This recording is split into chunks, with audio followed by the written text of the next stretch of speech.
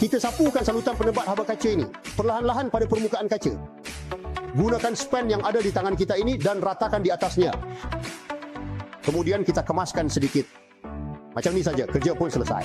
Selepas 10 minit, salutan penebat haba pada kaca ini, ia akan membentuk kesan seperti cermin. Sekarang, mari kita bandingkan pula tahap ketelusan cahayanya. Bahagian bawah ini tidak disalut dengan bahan penebat haba, manakala bahagian atas telah disalut. Sekarang kita lihat tahap ketelusan cahayanya. Baik.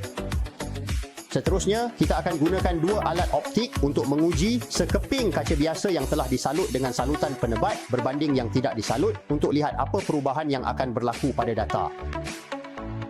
Mari kita uji dulu kaca biasa. Bacaan data inframerahnya ialah 2900. Bagi yang telah disalut bahan penebat kaca, bacaannya ialah 420.